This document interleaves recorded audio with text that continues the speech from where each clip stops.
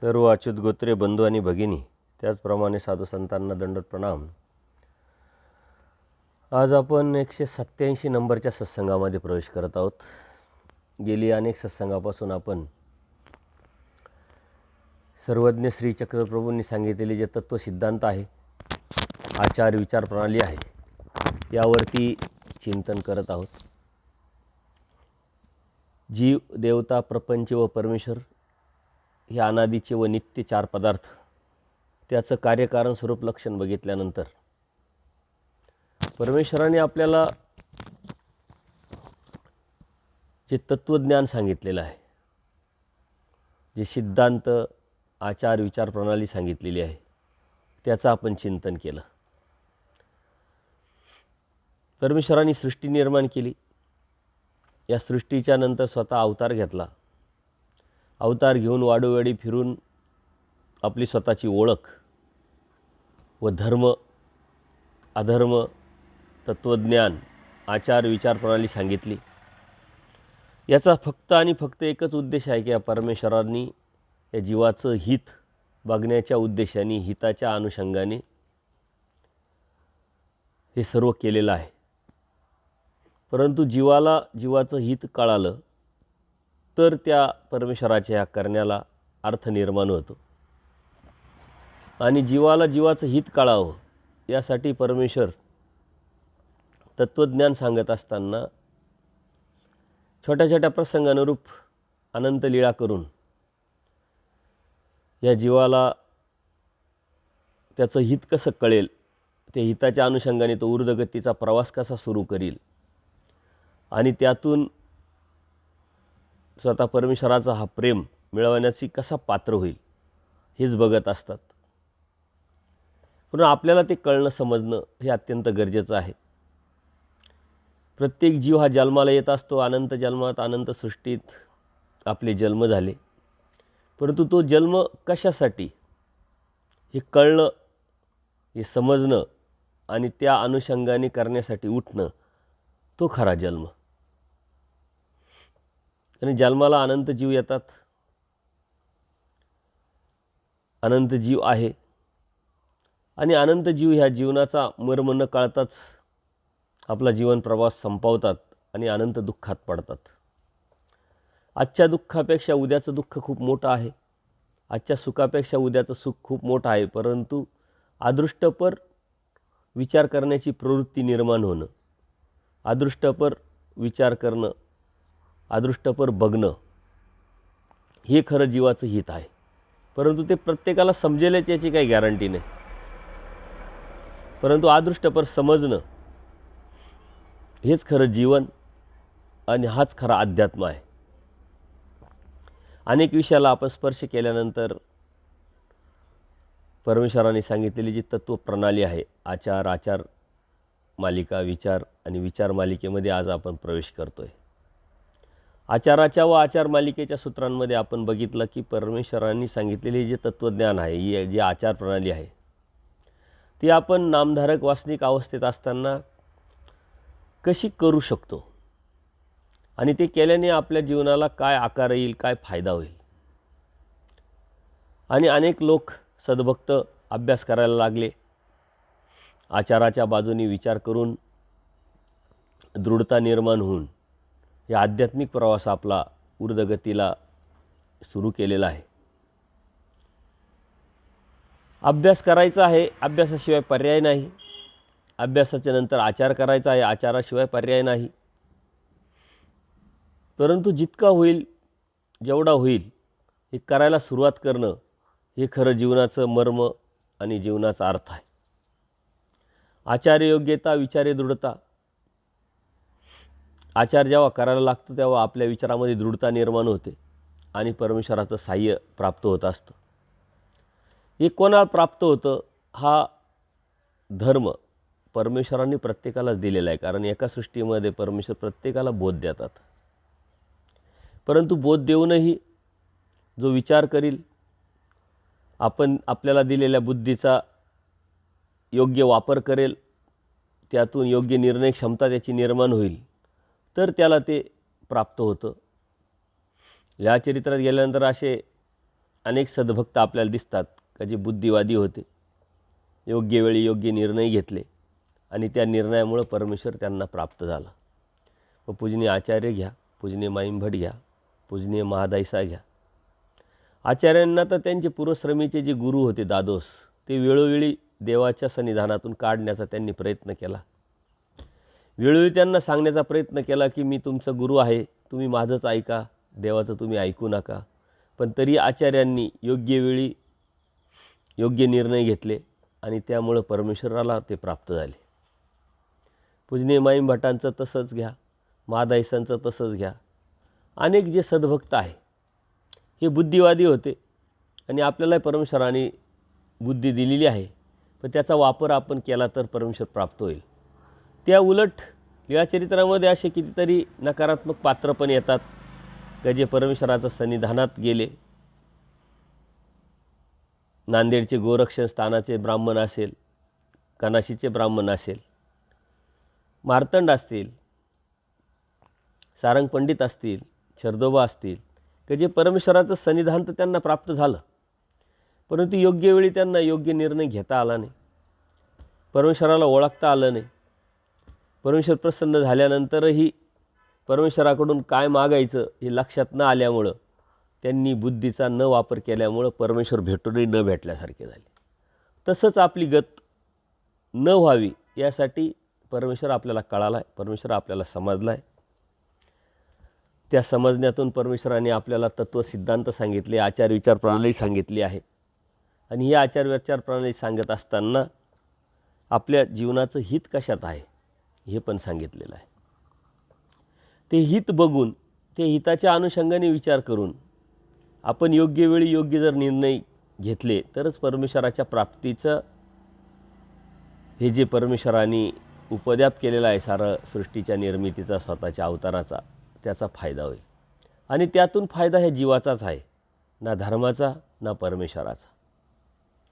या जीवाचं दुःख परमेश्वराला बघवत नाही आणि म्हणून परमेश्वराने ही सृष्टीच्या निर्मितीच्या नंतर स्वतः अवतार घेऊन वाडोवेडी फिरून अधिकारी जीवाला निमित्त करून हे तत्त्वज्ञान आपल्यापर्यंत पोहोचवलं आहे. आणि हे तत्त्वज्ञान आपल्यापर्यंत पोहोचवत असताना जे जीवाकडून होईल तेच सांगितलं, जे जीवाला कळेल समजेल तेच मांडण्याचा प्रयत्न केला आणि अनंत दृष्टांतातून आपल्याला ते समजावण्याचा पण प्रयत्न केला.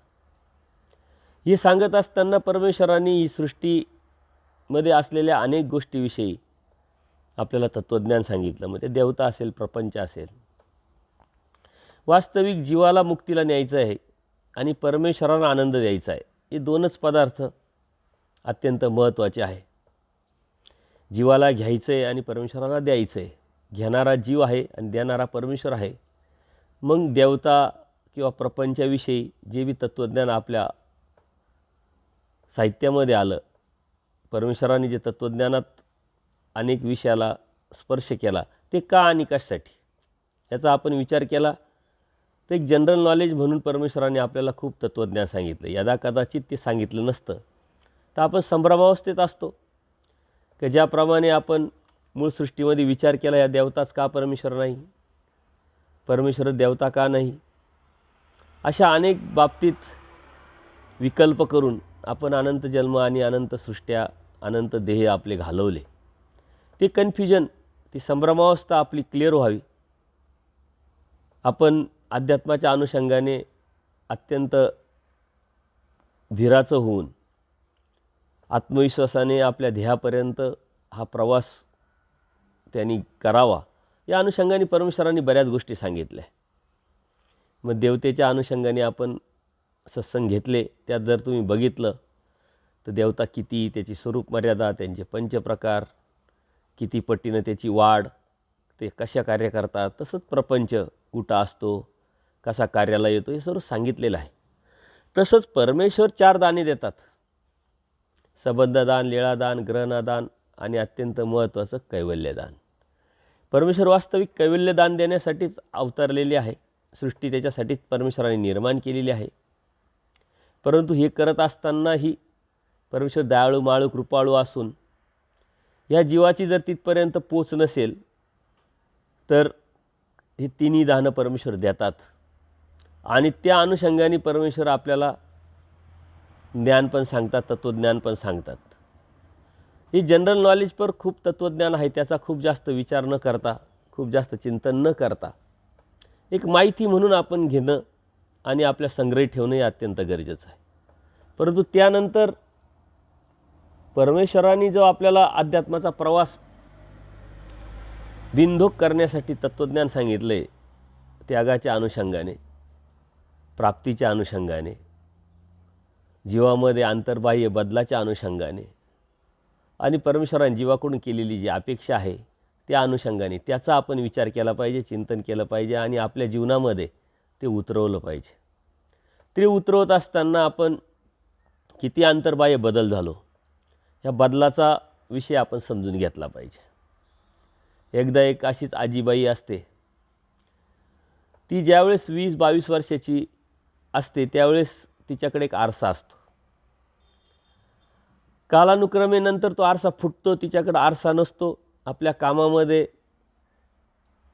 सांसारिक जीवनामध्ये लग्न होतं, मुलं होतात, तिचं वेळच नसतो आणि बराच वेळ गेल्यानंतर तिला आठवण येते की आपल्याकडे एक आरसा होता आणि त्या आरशाचा आपण उभं राहून वापर करत होतो. आणि म्हणून तिला आता आरशाची गरज वाटायला लागली. ती मार्केटमध्ये जाते, दुकानात जाते आणि दुकानदाराला सांगते की मला एक आरसा द्या चांगला. दुकानदार आरसे दाखवतात, त्या आरशासमोर ती उभी राहते. एक आरशापुढं, 2 आरशापुढं, 4 आरशांपुढं उभी राहते आणि तिला एक काही पसंत पडत नाही. दुकानदार म्हणतो, काय झालं, का पसंत पडत नाही? म्हणजे तुमचा आरसा चांगला नाही. म्हणे का बरं, काय झालं त्याला? म्हणे मी व्यवस्थित दिसत नाही म्हणे त्याच्यात. म्हणे जसे आहे तसंच दिसणार ना म्हणे तुम्ही. नाही म्हणे माझा एक आरसा होता, त्यावेळेस मी त्या आरशामध्ये खूप सुंदर दिसत होतो, तसा आरसा मला पाहिजे. कधी होता म्हणे? म्हणे माझं लग्न झालं नव्हतं, 20 वर्षापूर्वी तो माझ्याकडे एक आरसा होता. त्याच्या लक्षात येतं. तो दुकानदार म्हणतो, आजी त्यावेळेस तुमचं वय कमी होतं, तुम्ही जशा होत्या तसेच ते दिसत होतं, परंतु मधल्या काळामध्ये तुम्ही तुमच्या जीवनाचे बरेच वेळ, बरेच गोष्टी आणि बऱ्याच पाठीमागं टाकून तुम्ही पुढे सरकलेले आहात. त्यामुळे आज तुम्ही वय झालेलं आहे, त्या वयानुसारच दिसणार आहात. आरसा तोच आहे, तुम्ही बदलले आहे, परिस्थिती बदललेली आहे. सांगण्याचं तात्पर्य की तत्त्वज्ञान परमेश्वराने सांगितलेलं तेच आहे. आपण बदलत बदलत इथपर्यंत आलेलो आहे. म्हणून त्या तत्त्वज्ञानाच्या, ब्रह्मविद्याशास्त्राच्या आरशासमोर ज्यावेळेस आपण उभं राहू त्यावेळेस आपण कसं दिसतो आपल्याला, त्यावरती परमेश्वराची प्राप्ती आपली ठरलेली असते. या संसार राट गाडग्यामध्ये बऱ्याच गोष्टी आपल्या अशा सुटून जातात. वेळ निघून गेलेली असते, जे वय असतं, बुद्धीची ताकद असते किंवा धर्माच्या अनुषंगाने केलेल्या, आपल्या अभ्यासाच्या अनुषंगाने केलेल्या गोष्टी असतात, वाचन असतं, ते विस्मृतीत जातो. आणि कधीतरी मग थोडं निवांत झाल्यानंतर आपल्याला धर्माची आठवण येते आणि मग आपण वाचायला सुरुवात करतो, अभ्यास करायला सुरुवात करतो, लक्षात काहीच राहत नाही. मग आपण म्हणतो तत्त्वज्ञान बदललं, त्यावेळेस मला लक्षात राहायचं, माझ्या लक्षात यायचं. आता तत्त्वज्ञान खूप कठीण झालं आहे. तत्त्वज्ञान तेच आहे, कठीण काहीच नाही झालं, आपण बदललेलं आहे. जे घ्यायला पाहिजे ते आपण न घेता, ज्याच्यासाठी परमेश्वराने आपल्याला दिलं आहे त्याचा योग्य वापर न करता आपण आपली धार्मिकता, आपली आध्यात्मिकता ही सांसारिक गोष्टीसाठी आपण लावली. अध्यात्म जीवाच्या हितासाठी परमेश्वराने दिलेलं आहे. आपल्या जीवनाचं हित, आपलं जीवनमुक्तीचं प्राप्ती आपल्याला देण्यासाठी दिलेली आहे.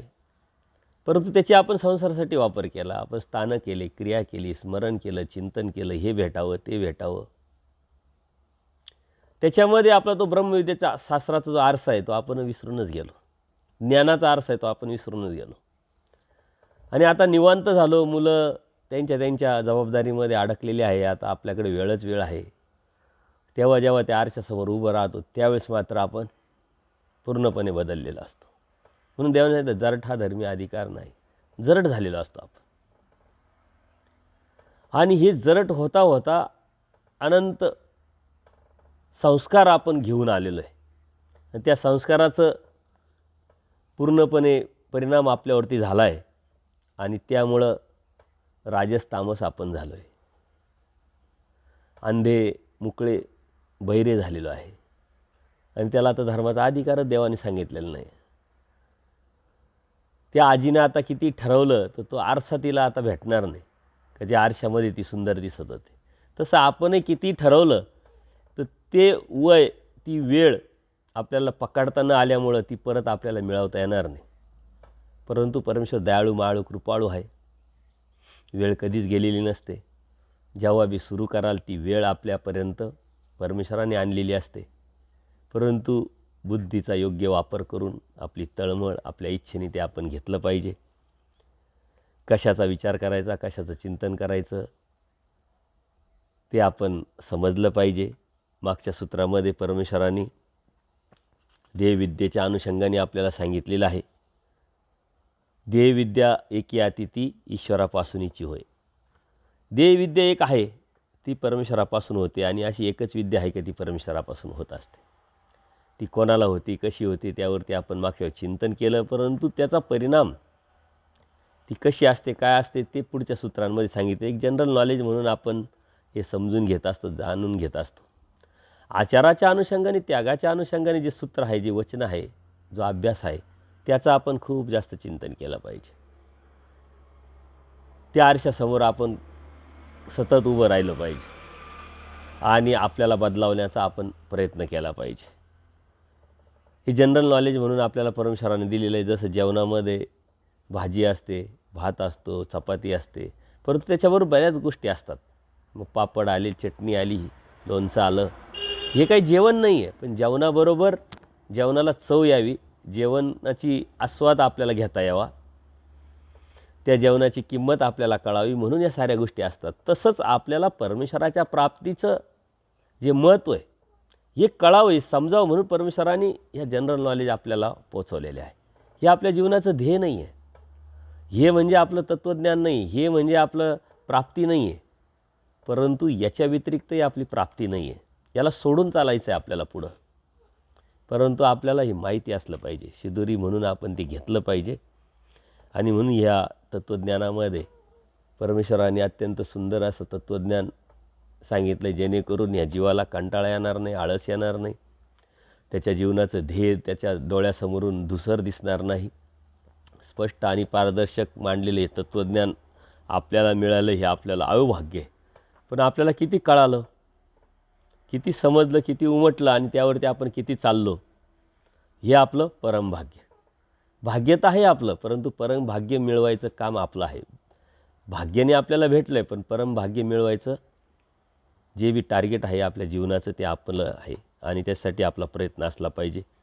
देवविद्ये भूते तन्मात्रा रूपे होती. म्हणजे देवविद्येमध्ये त्या जीवाची काय अवस्था होते. देवविद्या म्हणजे देवविद्या झाल्यानंतर त्या विद्येच्या सामर्थ्याने ज्या जीवाला ती झाली त्या देहातील भूते म्हणजे कारण, समळ, मिश्र भूते, जुटे जे बी आहे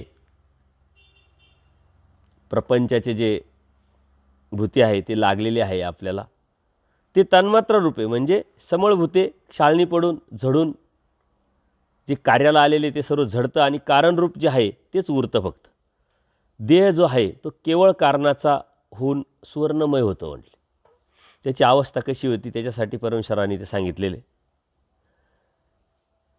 आणि त्याचं सुवर्णाचं झाल्यानंतर त्याचा जो काळ आहे तो सृष्टी असेपर्यंत तो सुख फळ भोगत असतो. आता ते कारण, कार्याला आलेली भूते हे सर्व त्यात दिलेलं आहे. कोणते प्रधान, कोणते आनुषंगिक, हे जनरल नॉलेज आहे. ज्याप्रमाणे सशिक रक्षणाची लीळा आपण ऐकत असतो. सालबर्डीला देव गेल्यानंतर 12 वर्ष परमेश्वर तिथं थांबले, राहिले. त्यावेळेस एक ससा त्याच्या पाठीमागं कुत्रे लागलेले शिकारीसाठी, आणि त्या कुत्र्यांचे मालक पारधी हे परमेश्वराकडं येतात. पाठीमागं कुत्रे लागलेले आहे, पाठीमागं माणसं आहे, हे त्याला सशाला माहीत असतं, दिसत असतं. आणि समोर एक मनुष्याकृतीच बसलेली आहे. परंतु परमेश्वराच्या श्रीमूर्तीकडे बघितल्यानंतर त्याच्यामधलं जे भय ते निघून जातं, तो निर्भय होतो. आणि अत्यंत विश्वासाने परमेश्वराच्या मांडीखाली जाऊन लपतो. देवही त्याला या महात्मेव म्हणतात. त्याची अनन्य भावे आलेली शरणागती, त्यांनी टाकलेला विश्वास परमेश्वर पूर्ण सार्थ करतात. त्या पारध्यांना देव समजावतात. शिकारीला आलेले पारधी, हिंसा करायला आलेले पारधी अहिंसक होतात. शिकार तशीच सोडून निघून जातात. ही परमेश्वराची ब्रह्मवाणी आहे. शिकारी आलेला मनुष्य बदलतो. आपल्यामध्ये किती बदल व्हायला पाहिजे. आणि मग त्या सशाला परमेश्वर म्हणतात, या महात्म्यो, जा महात्म्यो. तो ससा कोण होता, त्याला काय दिलं, हे आपल्या पूर्वजांनी आपल्याला सांगितलेलं आहे. तो पूर्व श्रमीचा, पूर्वजन्माचा, पूर्ण देहाचा, पूर्वदेहामध्ये परमेश्वराचाच भक्त होता. परंतु कळत न कळत त्याच्याकडून चुका घडल्या, त्यांनी प्रायचित्त केलं, दुःख केलं, आणि म्हणून तो देह त्याला भेटला. परमेश्वराच्या कन्वेला पात्र झाला, परमेश्वराचा संबंध त्याला झाला, आणि परमेश्वराने त्याला देहविद्या दिली. आजही तो ससा सालबर्डीला आहे, पण तो आपल्याला दिसणार नाही. कारण हा कार्याला आलेला जे प्रपंच आहे तो त्याचा झडून गेला आहे आणि कारणरूपाने राहिला आहे. सुवर्णाचं त्याचं शरीर झालेलं आहे आणि तो सुख उपभोगतो आहे. हे जनरल नॉलेज आपल्याला दिलेलं आहे. का जर यदा कदाचित तुमच्याकडून असं काही चुकी झालीच धर्माच्या अनुषंगाने, तुम्ही असं केलं तर तुम्हाला असं भेटेल, तो एक आशावाद आपल्याला दिलेला आहे. लहान मुलगा शाळेत जात नाही म्हणून आई वडील काय करतात, त्याला चॉकलेट देतात, गोड गोड बोलतात, कपडे घालतात, नवीन कपडे, नवीन त्याला जे बी पाहिजे ते देतात. का त्याचं हित त्याला माहीत आहे. मग नवीन डब्याला काहीतरी नवीन पदार्थ, त्याच्या आवडीचा पदार्थ, त्याला घेऊन जायला गाडी, आणायला गाडी,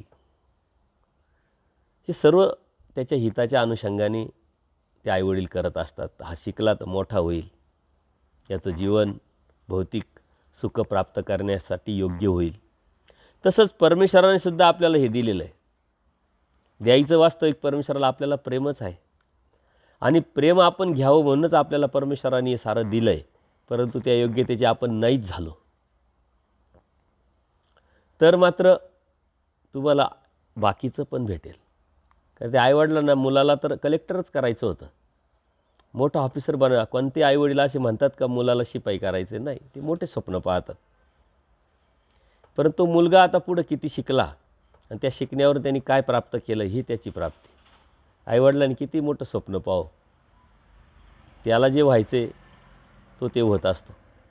तसं परमेश्वराने आपल्या जीवनामध्ये ज्ञान आणि प्रेम दिलेलं आहे. त्या प्राप्तीचे 2 साधनं दिलेले, आणि परमेश्वराची कड आहे फक्त जीवानी प्रेमच मिळवावं. आपणही त्यासाठी झटतोय, प्रयत्न करतोय, परंतु त्या पद्धतीनं जर केलं, त्या हेतूने, त्या विचाराने केलं तर परमेश्वर आपल्याला देणार आहे. आणि म्हणून परमेश्वर प्रेम तर देणार आहे, पण नाहीच प्रेम भेटलं तर मग आपल्याला काय काय मिळू शकते या साहित्यातून, या आध्यात्मिक जीवनातून. याच्यासाठी परमेश्वरांनी सर्व आपल्याला सांगितलेलं आहे. देविद्ये देयची फळ, देविद्ये देयची फळ.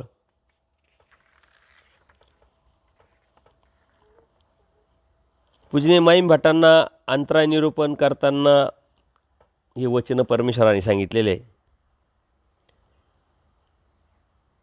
कशा पद्धतीनं जर परमेश्वराची प्राप्तीच्या अनुषंगाने तुमच्यातलं आणि परमेश्वराचं अंतर जर पडलं तर मात्र मग काय काय होईल.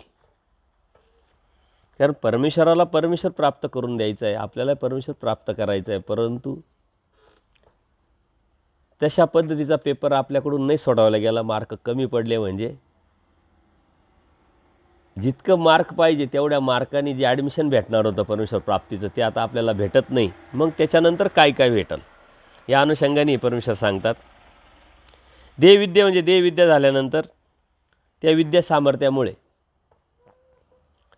अथवा देवविद्या म्हणजे देवविद्या साधनाने देयची फळ म्हणजे देह केवळ कारणाने होऊन अच्छेद्य अभेद्य वज्रवत सृष्टीपर्यंत नित्य राहते आणि हे भेटणं म्हणजेच त्याचं फळ आहे, बाकी दुसरं काही नाही आहे. देवविद्या साधण्याचे अनेक स्वतंत्र काही फळ नाही म्हटले.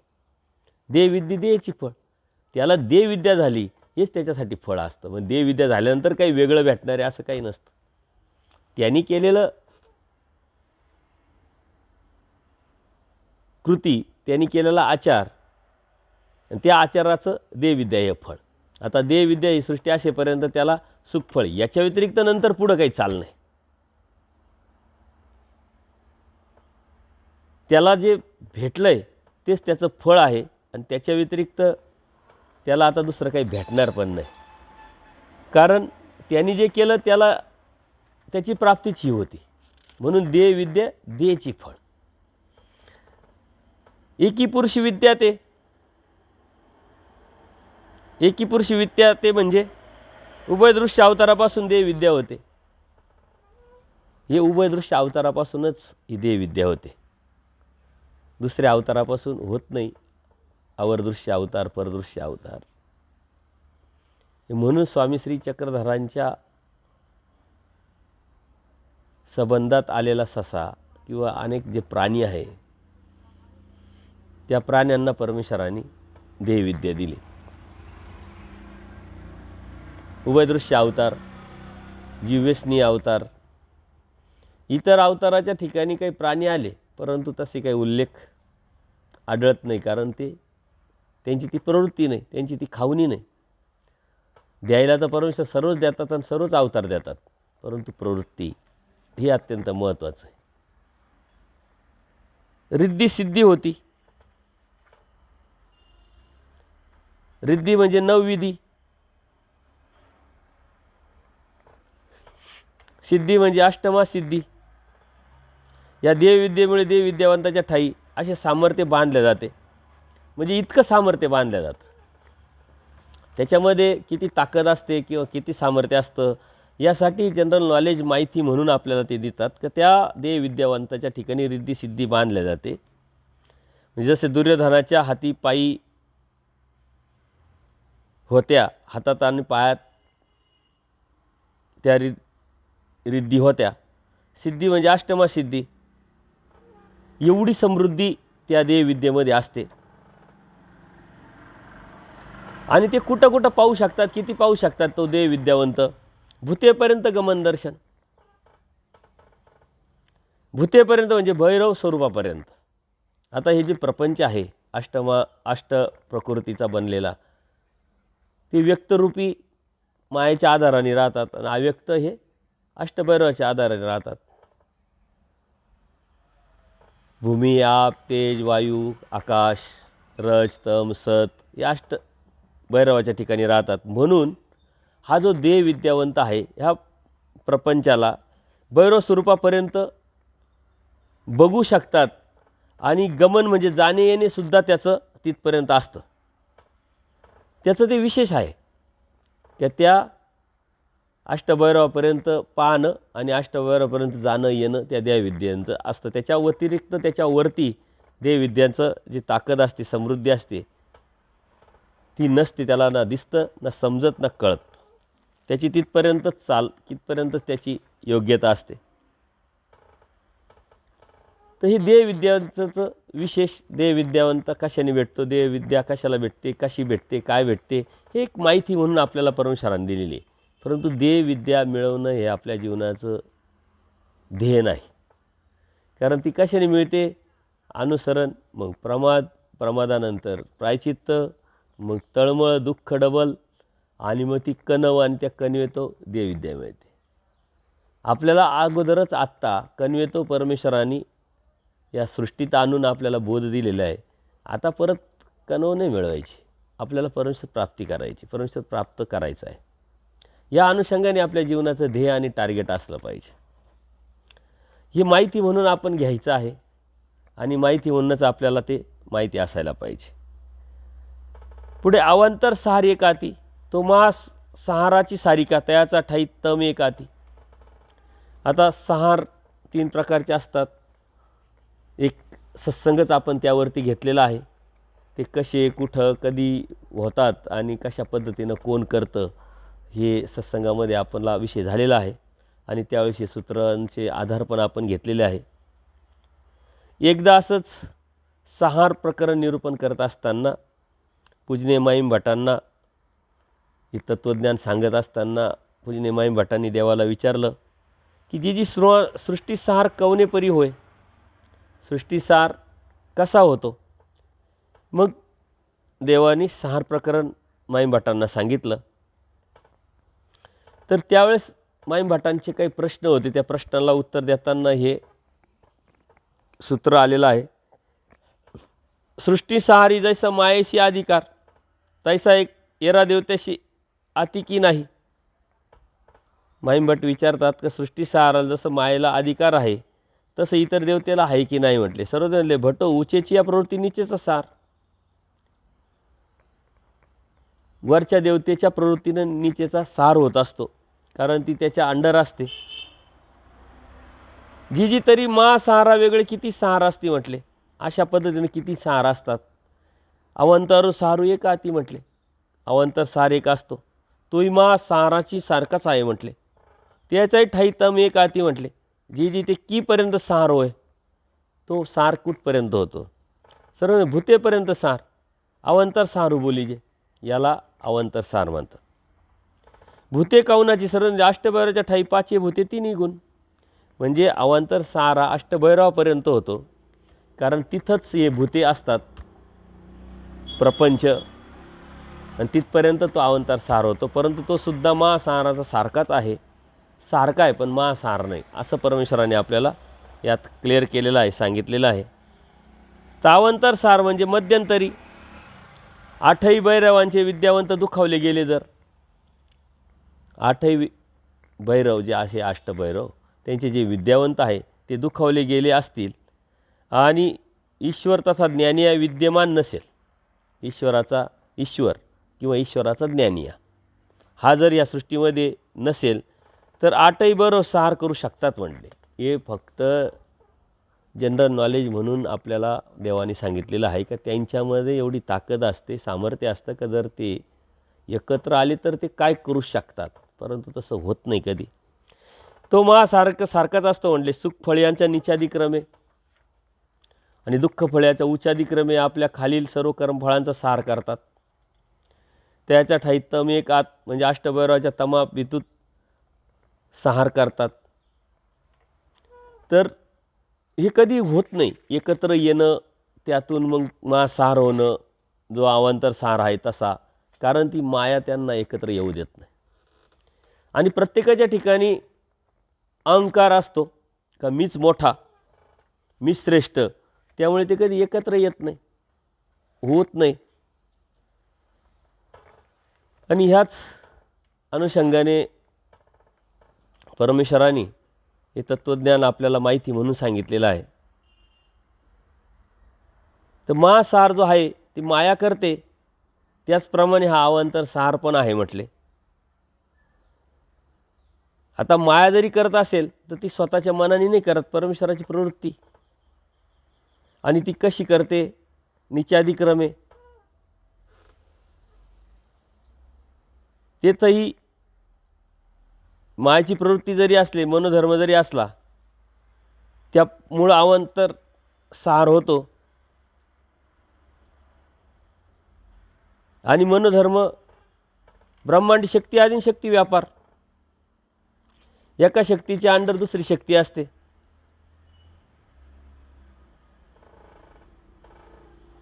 आणि ज्यावेळेस हे अष्टभैरव सार असे करतील तेव्हा माया त्यांना अडवत पण नाही, कारण ती प्रतिबंध करत नाही. येण्यार्थी ती त्यांची प्रवृत्ती, त्यांच्यामधलं ते सामर्थ्य. आता हे सार जे आहे त्यातले आपल्याला देवानी जनरल नॉलेज म्हणून आपल्याला दिलेलं आहे. पुढं आता तेच येणार आहे. भूतेपर्यंत सार या ते अवांतर सार बोलीजे. म्हणजे हे सूत्र आता डबल आल्यासारखं झालं, कारण भूतांपर्यंत सार होतो त्याला अवांतर सार म्हणतात. कारण का सांगण्याचं, तर अवांतर सारा मासारख्याच आहे, तर कोण्या अर्थ म्हटले. भूतेपर्यंत म्हणजे जुटापर्यंत, सार म्हणजे याला अवांतर सार असे म्हणावे. शेषय्यापर्यंत सार याला अवांतर सार असे म्हणावे म्हटले. भूतेपर्यंत जे मळ आहे त्यालाही भूत म्हटलं गेलं. जे प्रपंचाचे जे आहे ते पण त्याला जूट म्हणजे एकत्र येऊन तो वेटोळा अशी शब्द तुम्ही साहित्यामध्ये ऐकत असतात. जे प्रपंच आहे तो प्रपंच एकत्र येतो, मग जूट, मग ते भेंड, त्यातून ही सृष्टी प्रपंच तयार होत असतो. तेच याचा सारा ही देवतेच्या अनुषंगाने, परंतु मायेचा आधार असल्यामुळे ह्या गोष्टी होतात. जर मायेने आधार काढून घेतला तर हा जो प्रपंच कारण रूपाने राहील, पण कार्याला येऊ शकत नाही. कारण व्यक्त प्रपंचाला परमेश्वराच्या प्रवृत्तीने मायेचा आधार असतो आणि ती माया आधार देते. आणि म्हणून आपण बिल्डिंग बांधतो, धरणं बांधतो, मोठ्या मोठ्या गोष्टी करतो. सिमेंट आहे, रेती आहे, पाणी आहे, खडी आहे, एकत्र येते. ती एकत्र येऊन त्यातून भिंत तयार होते, बिल्डिंगी तयार होतात.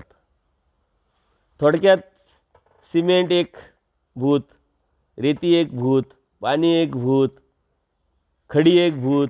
मग ते एकत्र आलं, ते मिक्स केल्यानंतर ते तयार होतं, त्याचा भिंत तयार झाला, त्याची भिंत तयार झाली. त्याला मायेचा आधार आहे. जर मायेने आधार काढला तर हे लगेच वेगवेगळे होऊन जातील आणि कारण रूपाने ज्या ज्या कारणात पाणी पाण्याच्या ठिकाणी सर्व त्याच्या ठिकाणी जातील आणि ते कारण रूपाने आहे. कारण प्रपंच हा नित्य आहे, अनादी आहे. आपण प्रपंचाच्या या सत्संगामध्ये घेतलेले आहे. कार्यप्रपंच हा अनित्य परमेश्वराने सांगितलेला आहे. का तर तो संपुष्टात येत असतो, परंतु त्याला कारण जो प्रपंच आहे तो आधार असतो. एक नॉलेज म्हणून आपल्याला माहिती म्हणून घ्यायला पाहिजे. आणि प्रपंचाच्या सत्संगामध्ये आपण खूप खोलवर हे काही घेतलं नाही. त्याला बरेच स्थूल प्रपंच, हे प्रपंच, ते त्या बऱ्याच प्रकार आहे. परंतु नित्य आणि अनित्य, नित्य कोणाला म्हणावं, अनित्य कोणाला म्हणावं, नित्य प्रपंचामध्ये काय काय येतं. अव्यक्ती स्वरूपी त्याचा कोणाला आधार असतो, व्यक्त झाल्यावर कोणाचा आधार असतो, ते कुठं असतात, एवढं आपण दुजबीन नॉलेज मिळवलं भरपूर झालं. आणि प्रपंच हा आहे, ह्या प्रपंचाच्याच आधाराने आपणही आपलं जीवन व्यथित करत असतो. आणि त्यामुळेच अनंत कर्म लावून दुःखात पडत असतो. आणि हाच प्रपंचातून आपल्याला बाहेर पडायचं असतं, परंतु एवढं सोपं नाही आहे. कारण आपणही प्रपंचाचेच आणि त्यातूनच आपल्याला बाहेर पडायचं म्हणजे आपल्यावरती आपल्याला किती प्रक्रिया करावं लागेल आणि ते परमेश्वराने ती कशी करावी हे सांगणं, हे दिनं म्हणजे तत्त्वज्ञान आहे. म्हणून आचार विचार प्रणाली आहे. अष्टभैरवाच्या ठाई पाचही भूते तिन्ही गुण हे आपल्याला आलेलंच आहे. अष्टभैरवाच्या ठिकाणी हे 5 भूत 3 गुण असतात. भैरव स्वरूपी हे एकेका भैरव स्वरूपामध्ये 5 भूते आणि 3 गुण असतात. 5 भूते ते कोणते? पृथ्वी, आप, तेज, वायू, आकाश या नावाने प्रापंचिक भूते. आणि 3 गुण रज, तम, सत्व हे प्रापंचिक गुण. तर एक प्रधान 7 अनुषंगिक असे निधिरूपाने ते असतात. एक मुख्य, बाकी अनुषंगिक. म्हणजे एका अष्टभैरवामध्ये पृथ्वी असेल तर बाकी अनुषंगिक असतात. मुख्य पृथ्वी, तसंच आप मुख्य, बाकीचे अनुषंगिक. अशा पद्धतीनं त्याचा कडतरून व्याप असतो. आठी आठी 64 हे आपण प्रपंचामध्ये बघितलेलं असतं. हा जो प्रपंच आहे अव्यक्त स्वरूपी अष्टभैरवाच्या ठिकाणी असतो. हे आपण आणि ते अष्टभैरव त्या क्रमाने आपण जर घेतलं कराळी, विकराळी, उमापती, पशुपती, सदाशिव, ब्रह्मा, विष्णू, महादेव आणि त्याच क्रमाने मग पृथ्वी, आप, तेज, वायू, आकाश, रज, तम, सत्व. मग आता कराळेच्या ठिकाणी भूमिप्रधान आहे आणि बाकीचे अनुषंगिक आहे. विकराळच्या ठिकाणी आपप्रधान आहे, बाकी अनुषंगिक आहे. उमापती तेज, बाकी अनुषंगिक. पशुपती वायू प्रधान, बाकी अनुषंगिक. सदाशिव आकाश प्रधान, बाकी अनुषंगिक. ब्रह्माच्या ठिकाणी रज भूत प्रधान, बाकी अनुषंगिक. विष्णूच्या ठिकाणी सत्वभूत प्रधान, बाकी अनुषंगिक. आणि महादेवाच्या ठिकाणी तमभूत प्रधान, बाकी अनुषंगिक. हे झाले 8 आणि अनुषंगिक 1 असलं आणि बाकीचे 7 असले म्हणजे किती झाले 8 आणि 8 8 64. त्या पद्धतीनं ते कडतरून त्याचा व्याप असतो आणि तशा पद्धतीनं ते कार्याला येतं. आता संहार हे संसरण हे एकदा कधीतरी समजून घेऊन कसं पृथ्वीची सृष्टीची रचना होते आणि कशी जाते त्याच्यात खूप काही वेळ न घालवता एक नॉलेज म्हणून आपण घेतलं आणि तेवढं आपल्या पदरी असलं. कारण आपल्याला यात पडायचं नाही, यातून हे नॉलेज मिळून आपल्याला परमेश्वर प्राप्त होणार नाही. हे आपल्यानी परमेश्वराने जे तत्त्वज्ञान आपल्याला सांगितलं ते मुख्य जेवण आहे त्याच्या बाजूचं हे सारं आजूबाजूचं आहे. हे समजून घेतलं तर मग ते मुख्य आपल्याला प्राप्त करता येईल. नाही तर परमेश्वराने नुसतं हेच सांगितलं असतं तर परमेश्वर प्राप्त झाला नसतं. जेवणामध्ये चपाती भात भाजी न देता सारं दिलं तर काय उपयोग. जीवनामध्ये सौंदर्यता नाही खूप मोठे दागिने दिले तर काय उपयोग. तसा हा प्रकार आहे. पण परमेश्वराने जनरल नॉलेज म्हणून आपल्याला हे दिलेलं आहे आणि हे जनरल नॉलेज म्हणूनच आपण पण घ्यायचं असतं. आणि ते घेऊन परमेश्वर प्राप्तीला आपल्याला कसं जाता येईल, परमेश्वर प्राप्तीच्या अनुषंगाने आपल्याला काय करावं लागेल, काय करता येईल त्याचा विचार करून त्याचं चिंतन करून आपल्यामध्ये असलेले दोष ते गुणांमध्ये कसं आपल्याला परावर्तित करता येईल, आपले गुण आहे ते कसे ऊर्ध्वगतीला नेता येईल, रुद्ध करता येईल म्हणजे मोठे करता येतील याचं चिंतन करणं. म्हणून मी प्रत्येकाला सांगत असतो आपण जे सत्संग घेतले जीव देवता प्रपंच आणि परमेश्वर त्यातले जीवावरती घेतलेले सत्संग 2 वेळा नाही 4 वेळा नाही 10 वेळा नाही कधीतरी परत परत ऐकत चला. आणि परमेश्वरावरती घेतलेले सत्संग परत परत ऐकत चला. देवता आणि प्रपंचाचे सत्संग एकदा ऐका, वही ठेवा, नोट काढून घ्या, किती काय केव्हा कसं त्या पद्धतीचं कार्य बस बाजूला टाकून द्या एक माहिती म्हणून कधीतरी आपण. परंतु हे सत्संग नोट तर काढाच परंतु पुन्हा पुन्हा ऐका जेणेकरून आपल्यावरती त्याचा परिणाम होऊन आपण त्या अनुषंगाने विचार करू आणि ऊर्ध्वगतीचा प्रवास आपला चालू होऊन जाईल. वशिष्ठ अन्वीचे प्रथम करण शुक्रार्थकरण. महादाईसा वशिष्ठ विद्यावंत जे आहे ते कथन परमेश्वराने त्यांना केलेलं. एकवदी महादाईशी गोसावी ते पुशिले.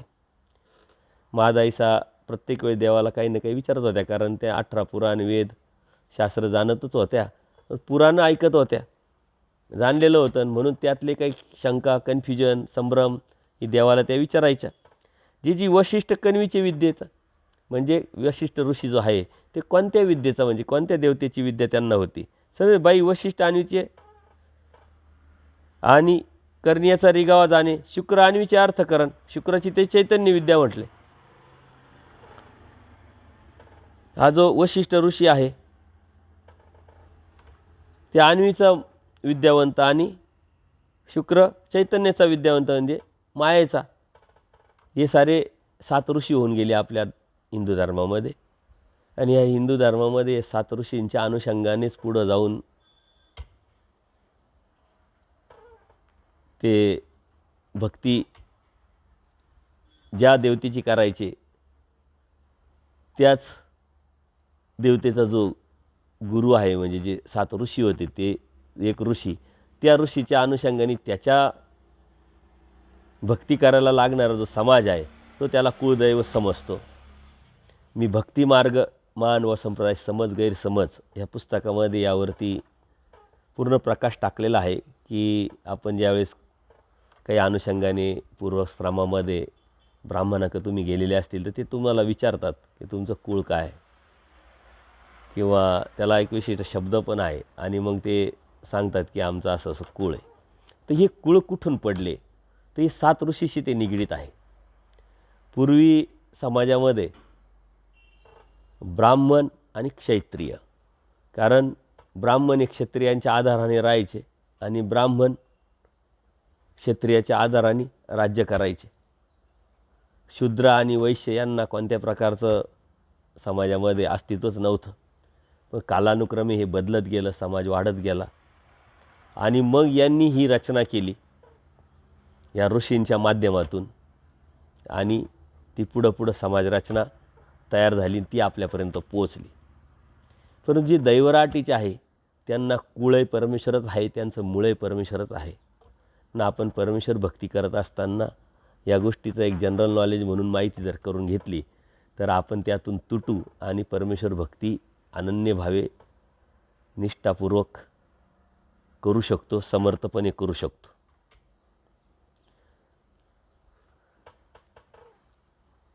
आता याच्यामध्येच कोणत्या ऋषीची कोणती विद्या हे सांगितलं आहे. वशिष्ठ म्हणजे रामाचे गुरु वशिष्ठ ऋषी. वशिष्ठ ऋषी हे श्रीरामाचे गुरु होते. अन्वीचे म्हणजे अन्नव थोव्यातील प्रथम तो इंद्र, त्याचे करण म्हणजे विद्यासाधन. शुक्रार्थकरण म्हणजे शुक्राचार्याची इंद्राची अर्धांगिनी इंद्रायणी तिची विद्या होती म्हटले शुक्राचार्याला. तर येव शिल्पविद्यावंताचा सार सांगितला म्हटले. या वचनामध्ये शिल्पविद्या जो आहे त्यांचा सार सांगितलेला आहे. कोणत्या ऋषीला कोणत्या देवतेची विद्या आणि त्यांच्या माध्यमातून काय चालत होतं. शुक्राची ते चैतन्य विद्या.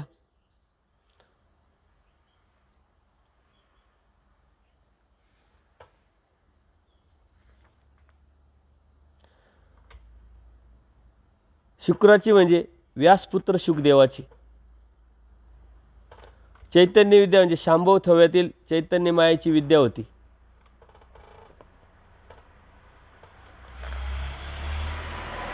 शुक्राला चैतन्य विद्या आणि ती कोणापासून झाली होती तर श्रीकृष्ण चक्रवर्तीपासूनही झाली. बघा, चैतन्य विद्या झाली परंतु ती चैतन्य विद्येच्या म्हणजे मायेपासून नाही झाली, ती श्रीकृष्ण महाराजांपासून झाली. या साऱ्या देवी देवतेच्या ज्या विद्या ह्या जीवांना होतात त्या देवी देवतेकडून खूप कमी, नाहीच्या बरोबर, पण परमेश्वराकडूनच होतात. हे परमेश्वर सर्व काही देऊ शकतात आवर. आता परमेश्वर श्रीकृष्ण महाराज हे उभयदृश्य अवतार, त्याच्यामध्ये ते आवरही देतात, परही देतात, सर्व देतात. तर श्रीकृष्ण महाराजांपासून त्यांना ती विद्या झाली होती. कारण शुकदेवानीच पांडवांप्रती म्हटले अवघ्या ज्ञानियाचा बापू, ज्ञानियामध्ये श्रेष्ठ तो श्रीकृष्ण महाराज चक्रवर्तीच आहे. तर ह्या विद्या झाल्यामुळं त्याला ते समजलं, जाणवलं. ज्यावेळेस ते यज्ञ चालू होतं आणि ह्या यज्ञ करण्यासाठी सुरुवात कोणी करावी, कोणाला मोठेपण द्यावं, त्यांच्यामध्ये जेव्हा खलबत येते त्या ऋषीचं नाव सांगायचे, त्या ऋषीचं नाव. मग सर्वानुमते ह्या शुकदेवाचं नाव सांगितलं गेलं. पण शुकदेवाने मग सांगितलं की साऱ्या विद्यांचा बाप आहे ते श्रीकृष्ण महाराज, त्यांना ते महत्त्वाचे. बाकीच्यांच्या कोणाच्याच लक्षात आलं नाही. ते शुकदेवानी बरोबर ओळखलं आणि श्रीकृष्ण महाराजांकडे त्यांनी बोट दाखवलं आणि मग त्यावेळेस श्रीकृष्ण महाराजांनी ते यज्ञ काय आहे ते केलं. कारण श्रेष्ठ पुरुष अशी बुद्धी त्यांची होती, त्यांना ती विद्या झालेली असल्यामुळं. चैतन्य विद्या आदी करून सकळी विद्या अपरामोचका बोली जेती. चैतन्या परमेश्वर पावी जेती अच्युत पद बोली जे. एका सूत्रात या साऱ्या विद्यावंतांचं किंवा विद्येचं निष्फळत्व परमेश्वरांनी खोडून टाकलं. चैतन्य विद्या म्हणजे मायाची चैतन्य विद्या आहे, त्याच्या सहित आता तीच सर्वात मोठी आहे म्हटल्यानंतर त्याच्या सहित आल्या म्हणजे सर्वच आल्या खालच्या सर्व देवतेंच्या. त्या साऱ्या विद्या जीवाला अमोचक आहे म्हणजे मुक्तीला घेऊन जाणाऱ्या नाही. जसं अन्यवृत्तीमध्ये या देवता आहे पण परमेश्वर नाही, तसं देवानी एका याच्यातच या विद्यावंतांची वृत्ती व्यावृत्ती करून टाकलेली आहे की या साऱ्या आमोच काय म्हणले, चैतन्यापर परमेश्वर. मग मोचक काय आहे, मुक्तीला जीवाचं घेऊन जाणारं काय आहे, आणि ते पद कोणतं आहे, तर ते चैतन्यापर परमेश्वर. त्याला जर पावन केलं म्हणजे पाविजे, ते अच्युत पद बोलीजे, तेच अच्युत पद आहे. त्याच्या व्यतिरिक्त कोणत्याही देवतेची विद्या, कोणत्याही देवतेचं सुखफळ, कोणत्या देवतेचं जे बी स्थिती असेल ती कशाचीही नाही. परमेश्वर कवने करणे मुंची जेनस, पूर्वी प्रकारनंच देवानी हे सर्व खोडून टाकलेलं आहे. सृष्टीमध्ये कवने करणे मुंची जेना म्हणजे कशानेही या जीवाचं मुंचन होणार नाही. कशाने म्हणजे मग ते देवतेचे असेल, विद्यावंत असेल, काही असेल, कशानेच नाही. आचार्य भटांनी एकदा आचार्यांनी देवाला विचारलं आहे, शास्त्रदृष्ट अदृष्ट कारण निरूपण छिन्नपापी गुंफी अवस्थान देव आहे डोमेग्रामला. जी जी हे निरूपिले शास्त्र कवनी दृष्टा कारणे अभ्यासी म्हटले.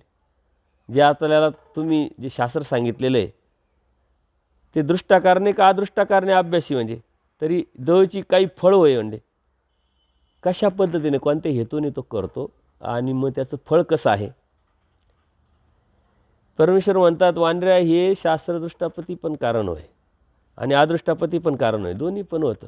बघा हे शास्त्र झालं, जर त्यांनी तत्त्व सांभाळले, सिद्धांत सांभाळले तर परमेश्वर प्राप्त होईल. परंतु हे सांभाळत असताना समाजामध्ये बी लोकोक्तीला येतील, बाबा खूप ज्ञानी आहे, खूप आचारवंत आहे, मग सर्वच येतं अनुषंगिक बाकीच्या गोष्टी. म्हणजे दृष्टपर पण भेटलं, अदृष्टपर पण दृष्टपर भेटेल, परंतु हे दृष्टपर जास्त न अडकता अदृष्टपराचं ध्येय जर त्याचं पक्का असेल तर ते अदृष्टपर भेटेल. अदृष्टपर मिळणं एवढं सोपं नाही आहे, परंतु मिळणार दोन्ही पण आहे त्यांनी जर मिळवलं तर. म्हणून अच्युतपद जे आहे ते अदृष्टपर आहे. मग भट्ट विचारतात हो का जी, तरी दृष्ट ते कवन आणि अदृष्ट ते कवन, मग ते कोणतं कोणतं. चैतन्यापर परमेश्वर पाहिजे ते अच्युतपद म्हणजे ते अदृष्ट. परत त्यांना तिथं आचार्यांना ह्याच वेळेस अन्यवृत्ती पण सांगितलेली आहे देवानी.